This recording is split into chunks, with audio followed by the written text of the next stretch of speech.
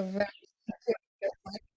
With Marlowe, you're actually able to make contracts with your peers without having to go through a whole marketplace where you don't know who you're actually interacting with, but it's essentially just like interacting with a market or a pool of that has consolidated many different types of tokens or and so on. So this is essentially the pure use case of smart contracts, automated contracting, being able to offer financial instruments in a more automated fashion and also in a much more direct fashion. But for this to be successful, of course, the core requirement is that users need to be able to understand the smart contract. So we'll get to that later. The second one is consolidation.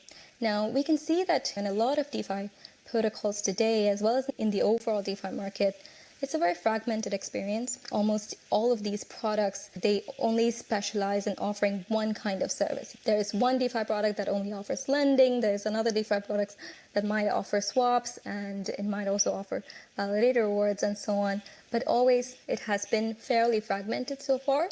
Whereas if you think about the real world, all of these kinds of solutions are offered by one or a handful of services. So for example, if I wanted to have any kind of, financial instruments, if I wanted to get a mortgage or if I wanted to buy a car, I would just have to go to my bank and they would take care of everything. So this is not possible yet in decentralized finance. So there needs to be some consolidation, not centralization, but a consolidation of the experience of using these multiple kinds of products. So there needs to be essentially one place or one single experience for meeting all of the different financial needs that a user might have. And finally, we come down to user experience. Now, this is the very core. It's a pinnacle of the path to user adoption as well as widespread and everyday user adoption. So for this to really make it a reality, we need to have consistent as well as easy to understand smart contracts. Now, not everybody can understand smart contracts. I was a smart contract developer at one point, but I can sure as well tell you that it is certainly not easy to read. It takes a while to actually interpret a contract and be able to make sense of it and understand the contractual obligations and so on and so forth. The ability to understand smart contracts is really crucial. And this is also something that we do offer, or we plan to offer with Marlowe Run, which is that every step of the contract will be explained to the user so that the user understands what their obligations are, how much they're paying towards a contract, and all of the different aspects that are involved within a financial instruments. This needs to be expanded beyond finance as well. Now, Marlowe is doing this for financial instruments, but of course, there are many different kinds of smart contracts, so all of that needs to be taken into account, made consistent as well across different kinds of platforms so that there's no ambiguity. There's also the ease of understandability when people are switching over and so on. All right. The second one that needs to be built in order for user experience to really become a reality is tooling for mobile experiences. And that's because of the fact that most folks are going to be moving to mobile, or they have already switched over to mobile. And you can see that with all of these contracts being even automated, that mobile is going to really become the next big thing, or it already is the big thing. And we can see this kind of trend also happening with challenger finance, where challenger finance banks such as Monzo, N26, and so on, because the user experience of all of the financial activities has become really simple, it's possible to do it on mobile, so why wouldn't anyone just do it on mobile? So that's also extremely important. And so all of the kinds of tooling, such as light wallets that can interact with smart contracts on mobile, dApps that exist on mobile, as well as any kinds of notifications systems that need to notify the user whenever they have to fulfill a contractual obligation. All of those things need to be built in order for mobile experiences to become a reality. All right, and then finally, but also quite important, we have identity solutions. Now, identity solutions are extremely important because of the fact that the core of blockchain is public and private keys, and it's oftentimes really hard to remember your private key or restore private keys. And also when it comes to sharing public keys, that becomes a very cumbersome solution, especially for a non-technical user, if they need to be sharing a really long string that doesn't make sense to them. Things such as human readable addresses, those will become really big. And also identity solutions that pertain to maintaining your identity.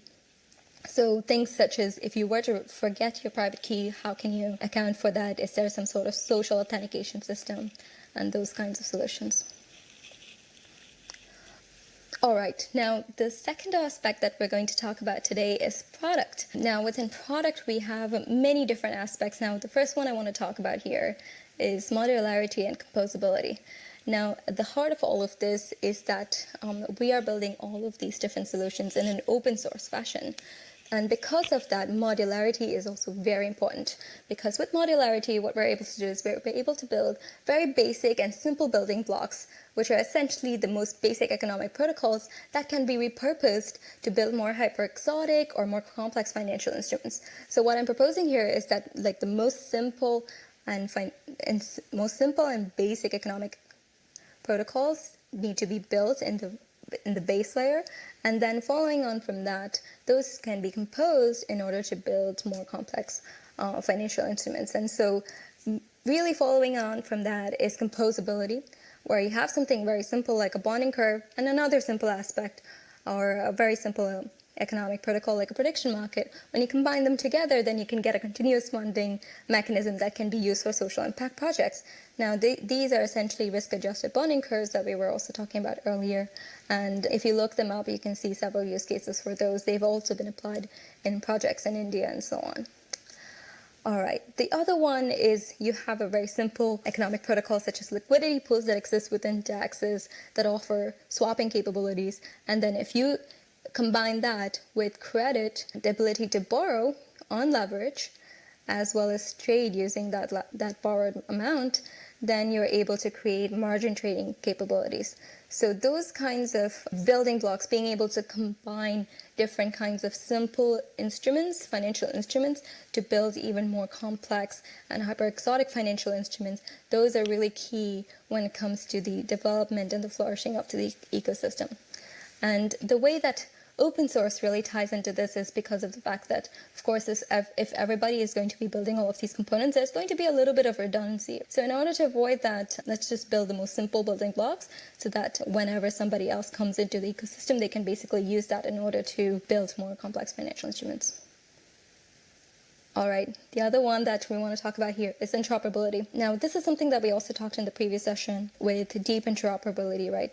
The interoperability that we have today in the DeFi ecosystem mainly pertains to asset transfer across chains, and this is not even fully complete. There are some chains that aren't still able to talk to each other, but this is very much development underway, and the way that this has been accomplished is using bridges, as well as many different kinds of protocols that allow for these types of transfers. So asset transfer across chains, as well as cross-chain lending, and these kinds of solutions offer interoperability at the very high-level layer where it's basically just has to do with tokens and transfer of assets. Now, the kind of interoperability that I really foresee for the future of DeFi is deep interoperability.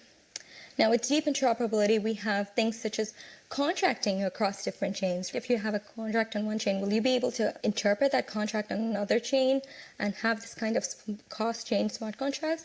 This is what we would mean by deep interoperability, and I think it's absolutely crucial because most users are going to have assets across multiple different chains. Their activities are also going to be spread across multiple different chains. And personally, I view that the world isn't going to have one dominant chain. It's going to be multiple chains which are all specialized in their own use cases. And those chains, as they interoperate, they will need to have a way in order for contracting to be possible across these chains. So that's what we mean by deep interoperability. Another way to also approach this is to have financial contract standardization of actually any kinds of smart contracts. The first one that we're actually looking at here is financial contracts, because financial contracts can actually be broken down, can be simplified in order for standardization to actually take place. So this is something that we're exploring with Marlowe and Actis. As Actis is an algorithmic financial standards body, and so they have already categorized multiple different kinds of financial smart contracts and instruments in order to simplify them and establish those kinds of standards. So what we're doing here is also seeing if it's possible to apply that to financial smart contracts. All right. So the final one that I want to talk about in terms of product here is scalability and optimization. Now, with scalability and optimization, you guys are able to understand that this is one of the core products that we have in the entire blockchain space today, especially as these chains are unable to handle the network congestion that's coming their way. So in order to make blockchain systems scalable, what we're proposing here is that we minimize the amount of on-chain data and computations that need to be made on the blockchain directly. So this is essentially a new system architecture paradigm. And so within this, we'll have a true state as well as a synthetic state.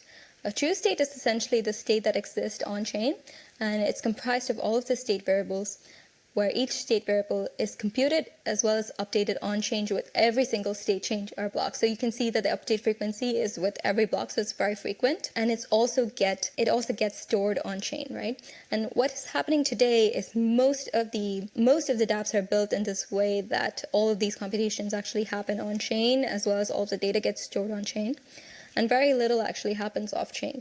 So what we're proposing is that we maximize that synthetic state, right? With synthetic state, a large amount of state variables can actually be deterministically computed from a set of the latest true state variables that are pulled from the blockchain. So you have that true state that is already existing. It's true, that means it's accepted by all of the participants. It is the most validated state history. Now, in the synthetic state, what you're able to do is you're able to have even more state variables, so you can maintain your system, but all of these are just computed off-chain, as well as the logic for these computations are also housed off-chain. So that way, you don't have to store any of this data off-chain. It only needs to be pulled whenever it's required, and this improves performance, and it also improves cost because you're able to save the on-chain computational as well as storage costs.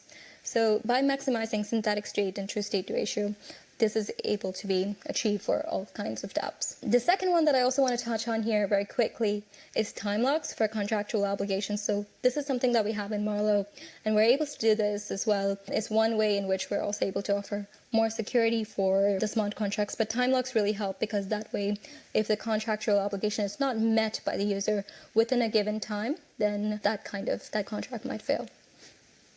And finally, we're going to talk about economics and the financial aspects of how decentralized finance might be very useful to the end user, to the everyday user.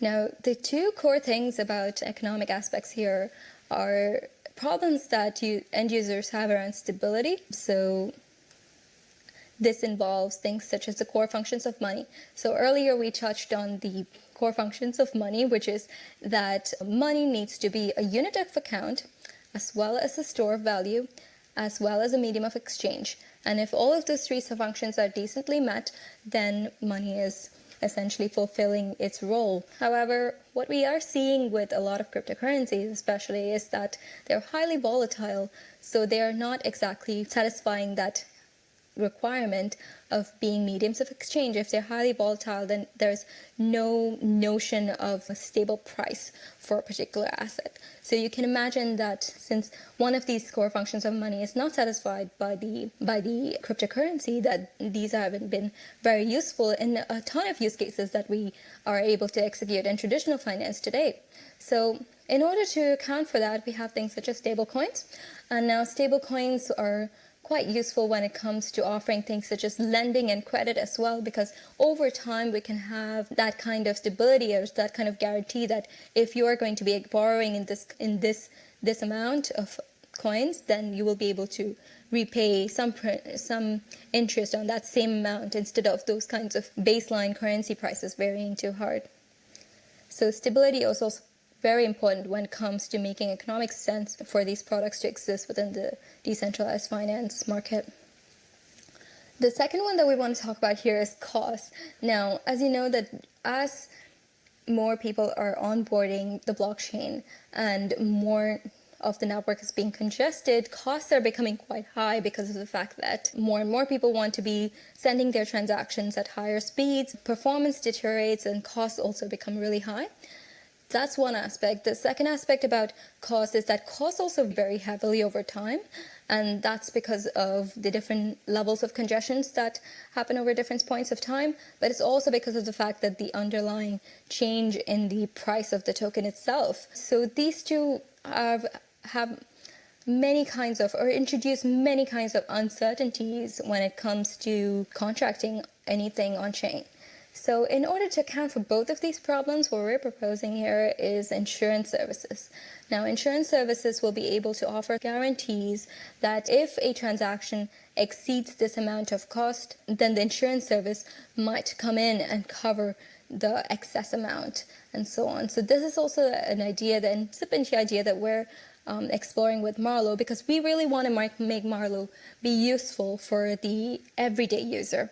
And for the everyday user, we understand that all of these different aspects that we talk about in terms of economics, as well as in terms of like product, as well as platform, those user experience aspects need to be met in order for it to make economical sense, as well as them being able to understand more technical language when it comes to contracting and so on. So insurance services is something that will be quite useful in the future.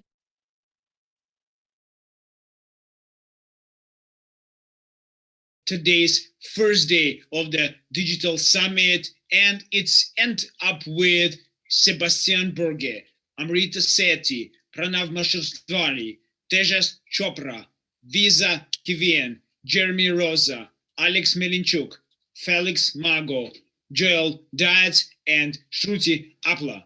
Thanks to all of the speakers for a very cool performance. And that's gonna be cool tomorrow. Would like to remind you that tomorrow is gonna be the final day of the summit, and participants who have purchased the package exclusive are waiting for a drawing of gifts from our sponsor, and they are also want to thank the general sponsor of the summit. It's the Daisy company. Diamond sponsors are DeFi for You, and sponsors Nice Cash, Desired, and S Wallet. I wanna see all of you tomorrow, the same place at the same time, 4:10 Moscow time. See you tomorrow, guys, and now bye.